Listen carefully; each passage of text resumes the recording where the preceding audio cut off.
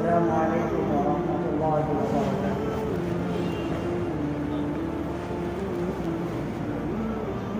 الحمد للہ وکفى وسلام علی عباده الذین اصطفى، اما بعد۔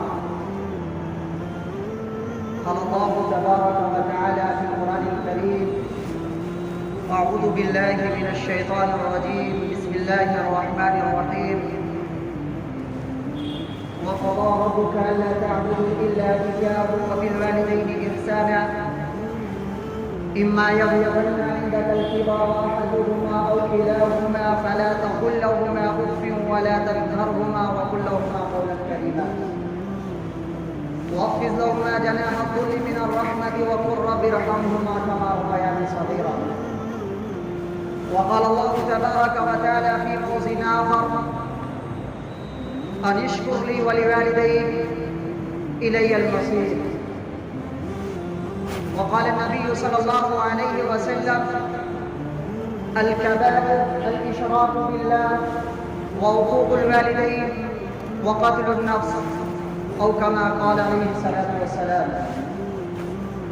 معزز سامعین کرام، میرے دینی بھائیوں، بزرگوں اور دوستوں،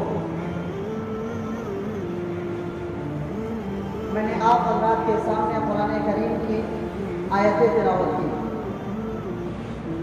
میں پچھلے جمعہ کو کہا تھا کہ انشاءاللہ اگر موقع ملا تو اگلے ہفتے کو حقوق والدین پہ میں بیان کروں گا، اور الحمدللہ میں آپ کے سامنے ہوں۔ اللہ تبارک و تعالیٰ نے قرآن کریم کے اندر فرمایا: وَوَصَّيْنَا الْإِنسَانَ بِوَالِدَيْهِ حُسْنًا، کہ ہم نے انسان کو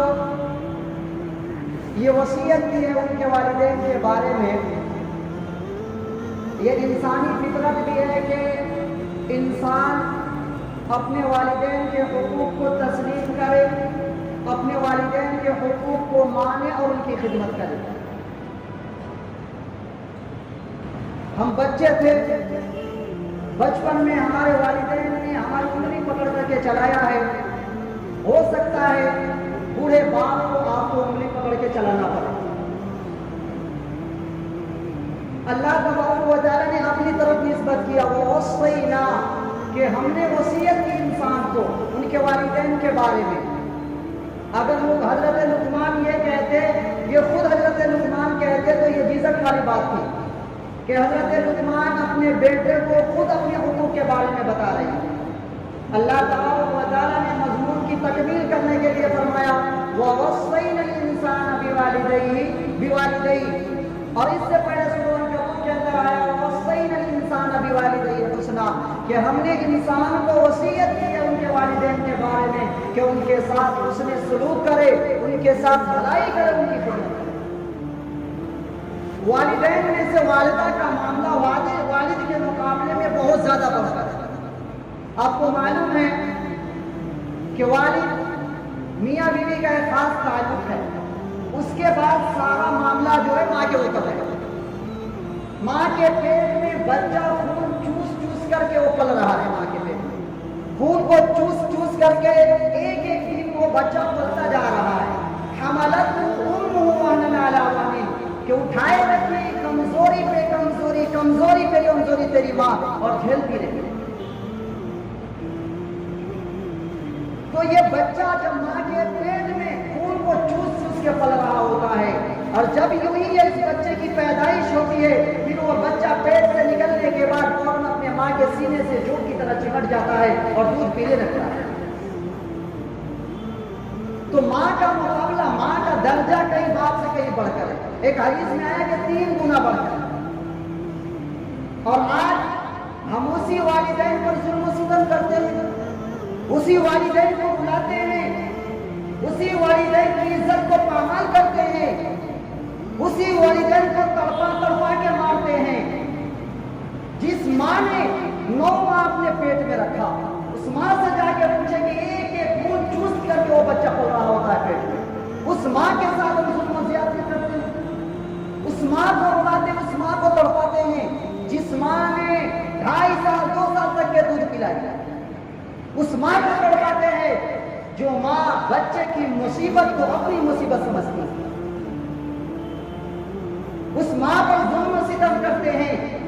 جو ماں جب بچہ پیشاب کر دیتا ہے تو ماں اس پیشاب پر سو جاتی ہے اور خود اپنے بچے کو سینے پر سلا کر کے رکھتی ہے۔ اس ماں کو ہم پامال کرتے، اس ماں کی خدمت نہیں کرتے، اس والدین کی خدمت نہیں کرتے۔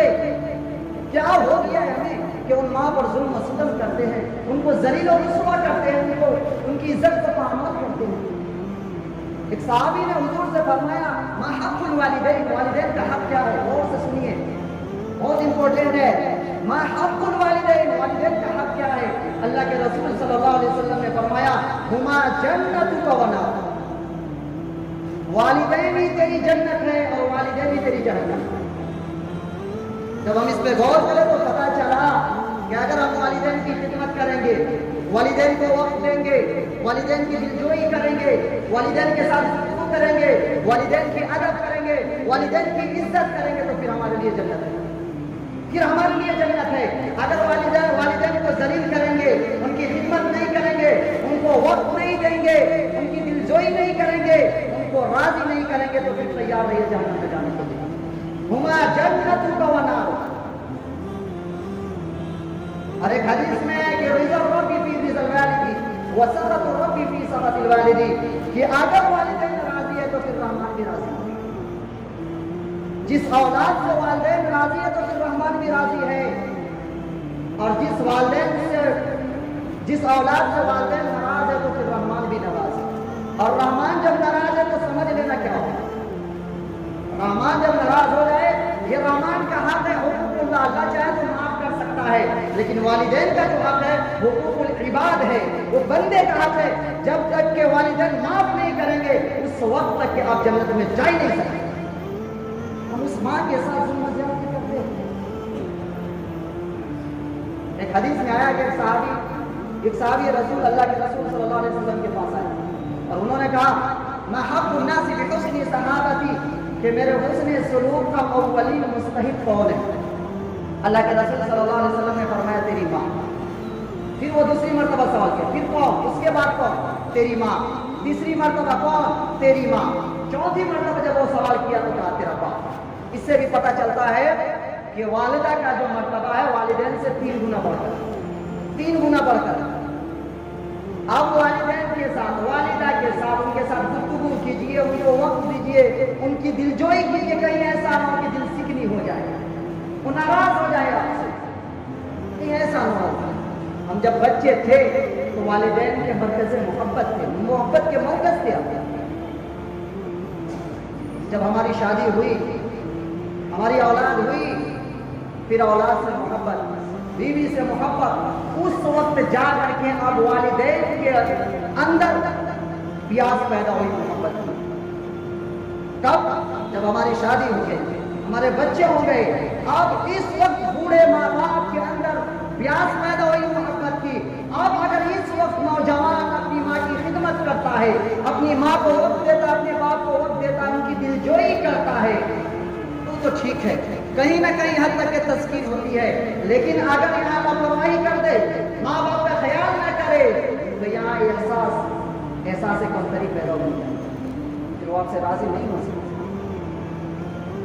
یہی وجہ ہے کہ کہا گیا کہ جو چیزوں کو دیکھنا محض تعظیم اور محبت کی نگاہ سے دیکھنا موجب ثواب ہے۔ ایک خانہ کعبہ جس کو آپ صرف دیکھتے رہیے محبت بڑی نگاہ سے، طواف نہیں کر رہے پھر بھی یہ بات۔ ایک ہے بوڑھے والدین جن کا محبت بڑی نگاہ سے دیکھنا بھی ہے۔ لیکن آج نوجوان اتنے بھٹک گئے ہیں، ماں باپ کو کچھ سمجھتے ہی نہیں، کچھ نہیں سمجھتے ماں باپ۔ اللہ تعالیٰ نے قرآن کریم کے اندر فرمایا انشکر لی، کہ سب سے پہلے میرا شکر ادا کرو۔ انشکر لی، کیونکہ میں تمہارا خالق ہوں اور میں نے ہی تمہارے والدین کے دل میں شفقت پیدا کی، اس لیے حق مقدم، حق میرا بنتا ہے کہ تم سب سے پہلے میرا شکر ادا کرو۔ وَلِوَالِدَيْنِ، اور پھر تمام دنیا کے اندر، دنیا میں جتنے انسان رہنے والے ہیں ان میں سب سے زیادہ اگر شکر ادا کرنا تو اپنے والدین کا۔ انشکر لی وَلِوَالِدَيْنِ۔ اللہ نے فرمایا الی المصیر ان اشکر لی ولوالدیک الی المصیر کہ تم کو لوٹ کر میری طرف آنا، میں پھر حساب لوں گا، پھر میں حساب کتاب کروں گا۔ الی المصیر کہ تم نے میرا شکر ادا کیا تھا کہ نہیں، اپنے والدین کا شکر ادا کیا تھا کہ نہیں۔ ایک تو اللہ کا شکر کہ اس نے کسی کو شریک نہ ٹھہرایا، دوسرا والدین کا شکر اگر دونوں کا ٹکراؤ ہو جائے، اگر دونوں کا ٹکراؤ ہو جائے کہ اللہ کا شکر بھی ادا کرو اور والدین کا شکر بھی ادا کرو۔ اب ایسے ٹکراؤ میں منطقی نقطہ قرآن مجید کے آیت کے اندر ہی ہو سکتا ہے کہ قرآن جو بیان کیا کہ جب ٹکراؤ ہو جائے، آپ کو معلوم ہے کہ سعد بن ابی وقاص رضی اللہ تعالیٰ یہ نوجوان صحابی نوجوانی کے عالم میں ہی حضور پر ایمان لائے۔ ان کے والد جو بہت پہلے وفات پا چکے تھے اور ماں نے بہت ناز و نام میں پالا ان بچوں کو، حضرت سعد بن ابی وقاص رضی اللہ تعالیٰ یہ حضور پر ایمان لائے، ماں مشرکہ ہے۔ اب ماں جو کہہ رہی ہے کہ بیٹے نے اپنے باپ کے دین کو چھوڑ دیا ہے، وہ اپنے باپ کے دین سے دور ہو گیا ہے، اگر تو اپنے باپ کے مشرکانہ عقائد میں دوبارہ واپس نہیں آیا تو پھر اس وقت تک کہ میں کھانا نہیں کھاؤں گی، بھوکے مر جاؤں گی لیکن میں کھانا نہیں کھاؤں گی، تمہیں اپنے باپ کے مشرکانہ عقائد میں واپس آنا ہی ہے۔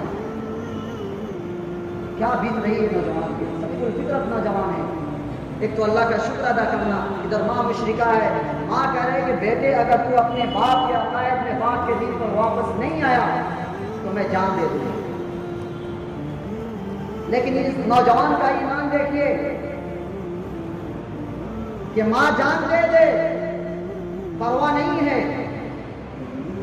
کیونکہ اللہ تبارک و تعالیٰ نے فرمایا وَإِن جَاهَدَاكَ عَلَىٰ أَن تُشْرِكَ بِي کہ اگر تمہیں کوئی مجبور کرے شرک کرنے پر، اگر تمہیں مجبور کرے کوئی شرک کرنے پر، جس طرح سعد بن ابی وقاص رضی اللہ تعالیٰ عنہ کی ماں مجبور کر رہی تھی شرک کرنے پر، واپس آنے پر اگر تمہیں مجبور کرے وَإِن جَاهَدَاكَ عَلَىٰ أَن تُشْرِكَ بِي مَا لَيْسَ لَكَ بِعِلْمٍ اور اس چیز کے بارے میں تمہیں علم نہیں ہے، اس ہستی کے بارے میں تمہیں علم نہیں کہ اس کے ساتھ کسی کو شریک ٹھہرایا جائے، مَا لَمْ يُنَزِّلْ بِهِ سُلْطَانًا کہ اس ہستی کے بارے میں اس کے بارے میں کوئی دلیل نہ نازل ہو۔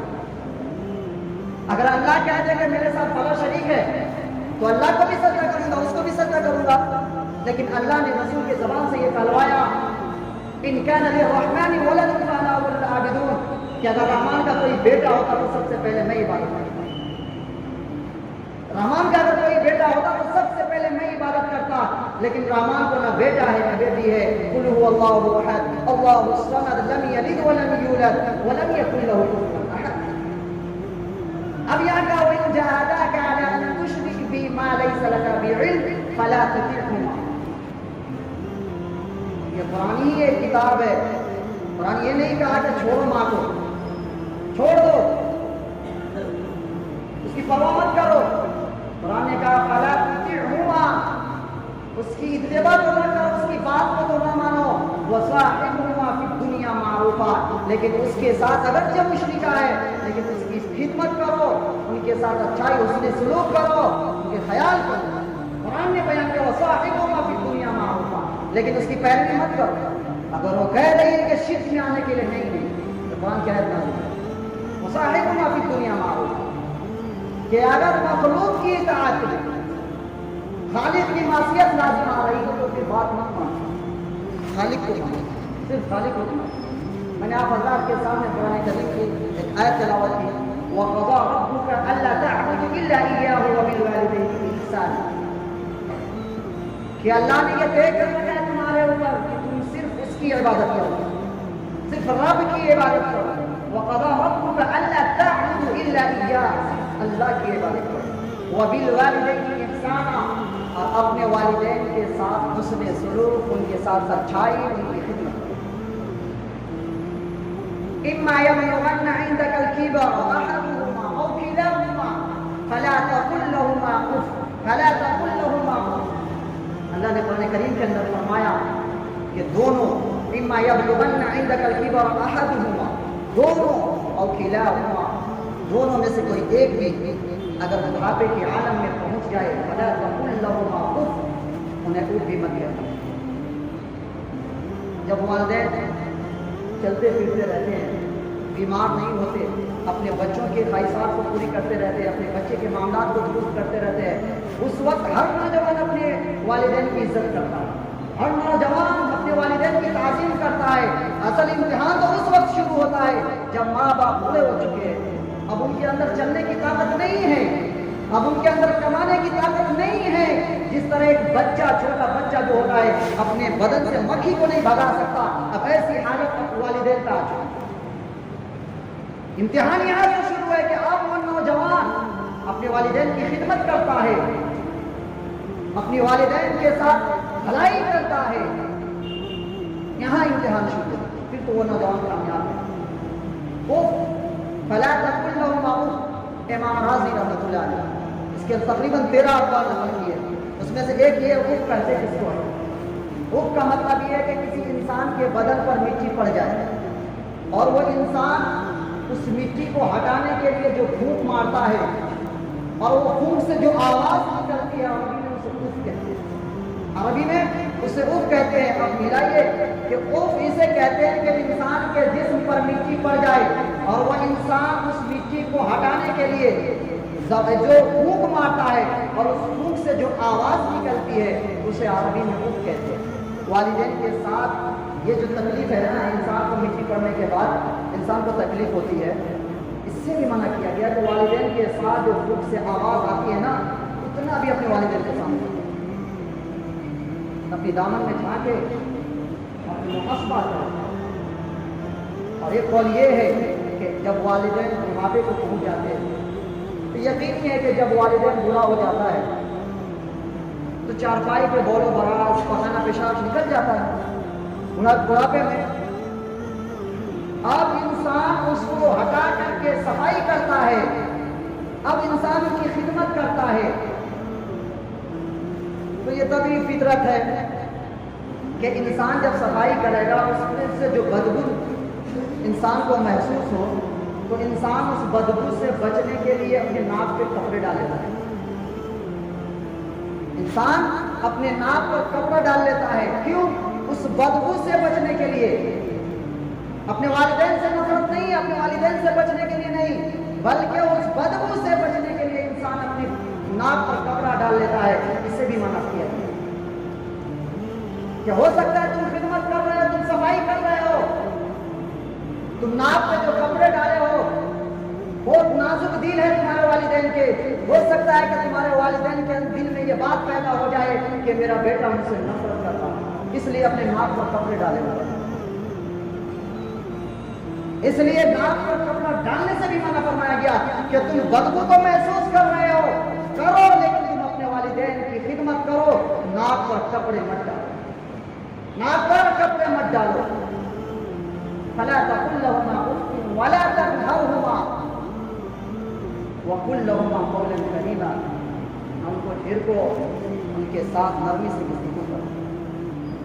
واخفض لهما جناح الذل من الرحمة، ان کے لیے نرمی کے بازو بچھا دو۔ انسان بازو کیسے بچھا سکتا ہے؟ ان کے لیے نرمی کے بازو بچھا دو۔ آپ کو معلوم ہے کہ جب پرندہ پرواز کرتا ہے، اوپر اڑنے لگتا ہے، اپنے پروں کو کھول لیتا ہے، پھر پرواز کرتا ہے اوپر۔ جب وہ پرندہ زمین پر اترنے لگتا ہے، وہ پرندہ اپنے پروں کو سمٹ کر کے نیچے اترتا ہے۔ میں مانتا ہوں کہ تم عہدیدار ہو، میں مانتا ہوں تم بہت بڑے منصب پر فائز ہو، میں مانتا ہوں کہ پوری دنیا تمہیں سلام کرتی ہے، لیکن تم اپنے والدین کے سامنے جاؤ تو ان کے عاجزی کے قدم، ان کے قدموں کے سامنے جھک جاؤ۔ اپنے والدین کے سامنے جاؤ، عہدہ جائے کہیں، یہاں والدین کے سامنے کوئی عہدہ نہیں ہے۔ جس طرح پرندہ اپنے پروں کو سمیٹ کر کے زمین پر اترتا ہے، اسی طرح تم اپنے عہدہ کو بھول جاؤ۔ باہر تمہیں دنیا سلام کرتی ہے، لیکن تم اپنے والدین کے پاس جاؤ، عاجزی کے ساتھ بیٹھو، ان کی خدمت کرو۔ یہ ہے والدین۔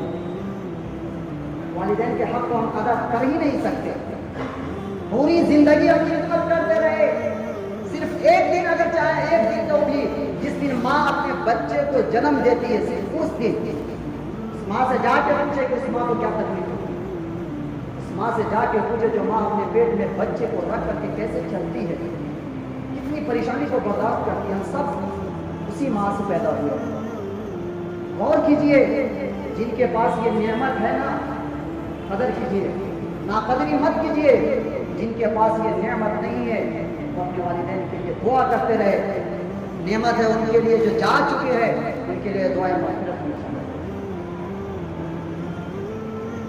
बुजुर्गों की खिदमत कीजिए, मैं यही कहूँगा, उनकी इज्जत कीजिए। बहुत कुछ दिया उन्होंने, बहुत कुछ दिया उन्होंने, हम कुछ नहीं दे पाए। हालांकि उन्होंने जितना दिया है हमसे नहीं मांग रहे, बस वो थोड़े पर राजी है, लेकिन हम थोड़े भी नहीं दे पा रहे, थोड़े भी नहीं दे पा रहे। मैं नौजवानों से मुखातब हूँ, मैं नौजवानों से मुखातब होकर के कह रहा हूँ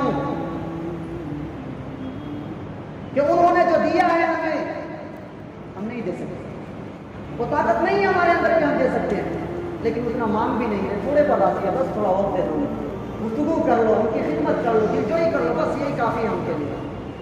लेकिन आज हम दुख की बात यह है कि हम वक्त भी नहीं दे पाते। इतनी बिजी है, इतनी बिजी है कि अपनी माँ से खबर भी नहीं लेते क्या। इसलिए मेरे भाइयों, आज तक के जो कर लिए हैं, जिसके पास ये नेमत है, खिदमत कीजिए, जन्नत हासिल कीजिए। आप खिदमत से आप लंबी लंबी सजदे कीजिए, ज़कात कीजिए, खैरात कीजिए, कुछ भी कर लीजिए। अगर आपके वालिदैन राजी नहीं है ना, फिर आप कामयाब नहीं है।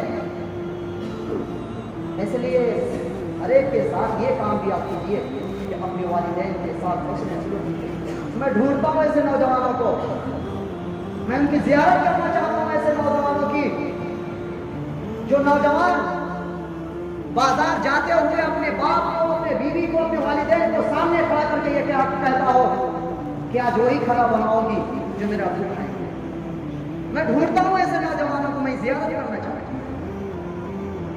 जब हम घर से निकलते हैं बाजार के लिए, कभी वालिदैन से पूछते हैं कि मैं तुम्हारे लिए क्या लाऊं?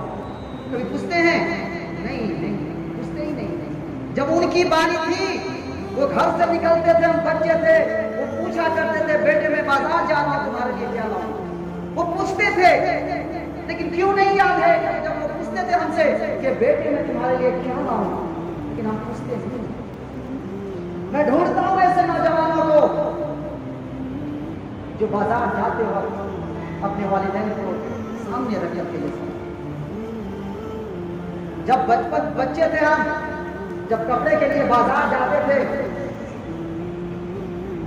तो हम कलर पसंद कर लेते थे कि ये कलर मुझे पसंद है, लेकिन माँ मुतमईन नहीं है।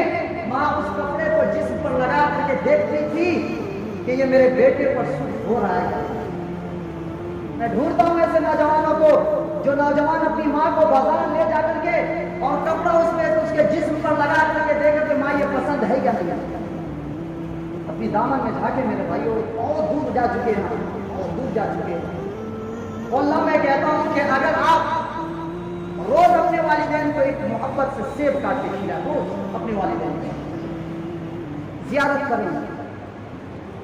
उस सेब से जो खून पैदा होगा ना, वो डॉक्टर के बड़े बड़े इंजेक्शन से भी पैदा नहीं होगी, क्योंकि उसमें मोहब्बत है। सिर्फ आप हंस के बोलेंगे, गुफ्तगू करेंगे, तो उनके लिए यही काफ़ी है। एक सेब रोज काट करके खिलाया कीजिए मेरे भाइयों। माँ बाप उनको याद है एक लुकमा कि मैंने अपने बच्चे को लुकमा खिलाया है, मुझे याद है एक लुकमा। वो तरस रहे आज कि मेरा बच्चा एक लुकमा मुझे खिला, तरस रहे हैं। हम कैसे बच्चे बन गए, हम कैसी औलाद है कि एक लुकमा के लिए हमारे वालिदैन तरस रहे हैं, एक लुकमे खाने के लिए जिन्होंने बचपन से लेके अभी तक के मुझे पाला, भूल गए हैं। मैं कहता हूं कि अगर आपकी उम्र 35 साल है, 35 साल आपकी उम्र है, 35 साल से तेरी माँ जो है ना तुम्हारी नौकरानी बनी हुई है। 35 साल से अगर तुम 35 साल को हो तो तुम्हारे वालिद जो है 35 साल से मजदूरी कर करके तुम्हें नौजवान कर रहे, थक गए, पूरे हो चुके। अब उनके अंदर ताकत नहीं है, अब उनके अंदर वो कैपेसिटी नहीं है कि तुम्हें और पाले, मजीद और पाले। नहीं मेरे भाई, पूरे हो चुके, वो तुम्हें नौजवान कर करके थक गए हैं। अब बारी तुम्हारी है कि तुम उनकी खिदमत करो। बारी तुम्हारी है कि तुम उनकी खिदमत करो। आधे घंटे जाओ उनके पास, रात में उनके पैर दबाओ, उसकी दिलजोई करो, उनसे गुफ्तगू करो, तब जाके राजी हो सकते हो। वरना मेरे भाई आज कहीं देखते हैं कि ये मेरी माँ की दुआ है, कहीं गाड़ी पे लिख लेते हैं ये मेरी माँ की दुआ है। ठीक है, माँ की दुआ है, बाप को कहाँ भूल गए? ये माँ की दुआ है, बाप को कहाँ भूल गए?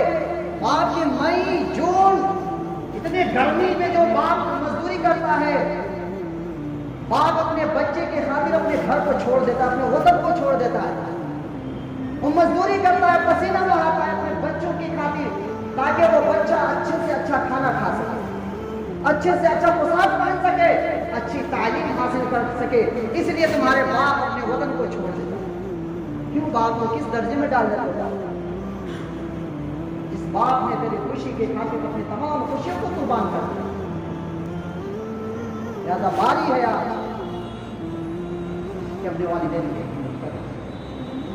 इस मस्जिद से ये इरादा करके निकले, ये मैं कोई जज्बात में आकर बयान नहीं कर रहा हूं, दिल से बोल रहा हूं, दिल से। और इंशाअल्लाह ये बात आपके दिल पर लगी होगी, इसलिए यहां से इरादा करके पुख्ता आज़म करके जाए कि अगर हमारे वालिदैन जिंदा है उनकी खिदमत करें, उनको वक्त दे, इनसे दिलजोई करें। करेंगे नहीं इंशाअल्लाह। अल्लाह तबारक व तआला हम सब को अपने वालिदैन की खिदमत करने की तौफीक अता फरमाए।